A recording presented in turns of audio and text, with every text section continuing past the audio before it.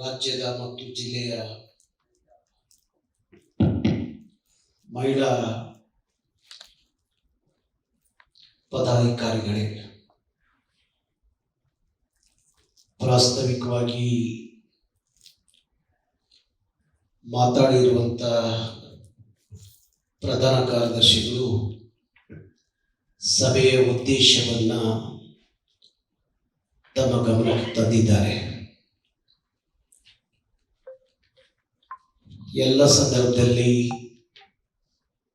ಸಭೆಗೆ ನಿಮ್ಮನ್ನು ಬರಮಾಡಿಕೊಂಡು ಬೆಳಗಿಂದ ಸಂಜೆವರೆಗೂ ಸಭೆ ನಡೆಸಿ ಸಭೆಯಲ್ಲಿ ಅನೇಕ ಚರ್ಚೆಗಳಾದರೂ ಸಹ ಅವೆಲ್ಲ ಸಭೆಯ ವಿಚಾರಗಳು ತಾವು ಅರ್ಥ ಮಾಡಿಕೊಂಡು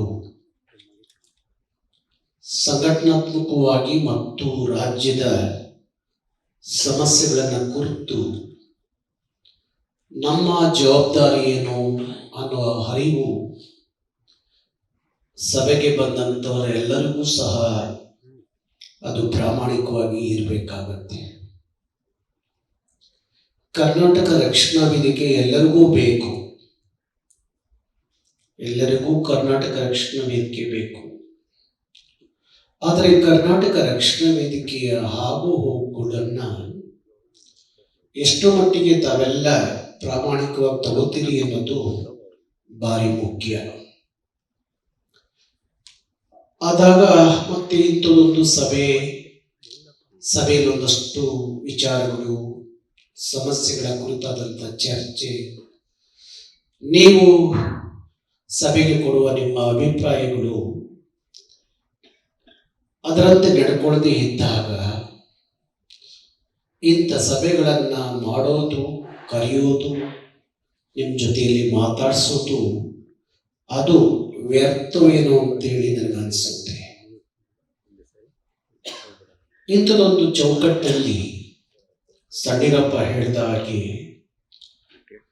ರಾಷ್ಟ್ರೀಯ ಪಕ್ಷಗಳು, ರಾಜಕೀಯ ಪಕ್ಷಗಳ ನಡೆಸುವಂಥ ಇಂಥ ಹೋಟೆಲ್ಗಳಲ್ಲಿ ಇವತ್ತು ಕರ್ನಾಟಕ ರಕ್ಷಣಾ ವೇದಿಕೆಯ ರಾಜ್ಯ ಮಟ್ಟದ ರಾಜ್ಯ ಪದಾಧಿಕಾರಿಗಳ ಜಿಲ್ಲಾ ಅಧ್ಯಕ್ಷರ ಸಭೆ ಇಲ್ಲಿ ನಡೆಯುವಾಗ ನೀವೆಲ್ಲ ಭಾರಿ ಗಂಭೀರವಾಗಿ ಸಭೆಯ ವಿಚಾರಗಳನ್ನು ಆಲಿಸಬೇಕು. ತಾವು ಸಹ ಸಭೆಯಲ್ಲಿ ನಿಮ್ಮ ಅಭಿಪ್ರಾಯಗಳನ್ನು ಪ್ರಾಮಾಣಿಕವಾಗಿ ವ್ಯಕ್ತಪಡಿಸಬೇಕು. ದೂರದ ಊರುಗಳಿಂದ ಬಂದು ಯಾವುದೋ ಅರ್ಥವಿಲ್ಲದ ಮಾತುಗಳನ್ನು ಹಾಡಿ ಸಭೆಯಲ್ಲಿ ತಾವು ಸಮಯವನ್ನು ವ್ಯರ್ಥ ಮಾಡಿ ಹೋಗೋದ್ರಲ್ಲಿ ನಿಮ್ಮ ಜವಾಬ್ದಾರಿಗೆ ನೀವು ಕಳಂಕವನ್ನು ತರ್ತೀರಿ ಅನ್ನೋ ಅರ್ಥ.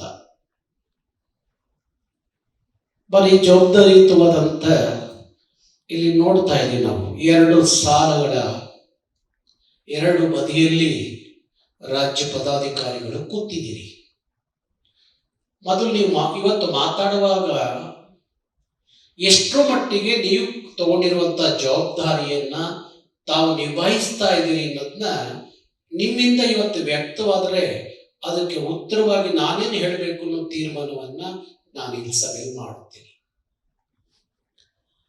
ಸುಮ್ಮನೆ ಬಂದುದು ಸಭೆಯಲ್ಲಿ ಏನೋ ವಿಚಾರಗಳನ್ನು ಮಾತಾಡೋದು, ಜವಾಬ್ದಾರಿ ಇಲ್ಲದ ರೀತಿಯಲ್ಲಿ ನಡ್ಕೊಳ್ಳೋದಾದಾಗ ಆ ಸ್ಥಾನದಲ್ಲಿ ಇದು ಎಲ್ಲರಿಗೂ ಹೇಳ್ತಾ ಇದ್ದೀನಿ.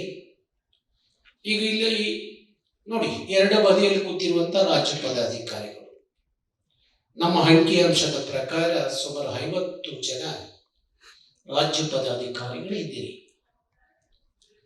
ಅಷ್ಟೊಂದು ದೊಡ್ಡ ಸಂಖ್ಯೆಯಲ್ಲಿ ರಾಜ್ಯ ಪದಾಧಿಕಾರಿಗಳು ತಾವು ಇರುವಾಗ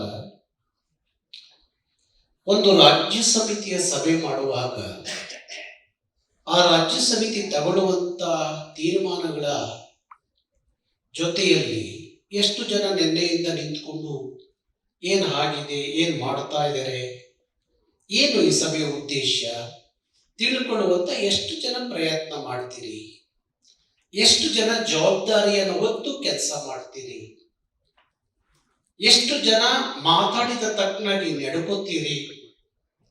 ಹಾಗಾದ್ರೆ ನಿಮ್ಮ ಮಾತಿಗೂ ಕೃತಿಗೂ ವ್ಯತ್ಯಾಸ ಇದೆ ಹೋದ್ರೆ ನಿಮ್ಮಂಥವ್ರನ್ನ ಈ ಒಂದು ಕರ್ನಾಟಕ ರಕ್ಷಣಾ ವೇದಿಕೆಯ ರಾಜ್ಯ ಸಮಿತಿಯಲ್ಲಿ ನೀವು ಮುಂದುವರಿಲಿಕ್ಕೆ ಸಾಧ್ಯನಾ ಅನ್ನೋದನ್ನ ಅರ್ಥ ಮಾಡ್ಕೋಬೇಕಲ್ಲ ನೀವೆಲ್ಲ.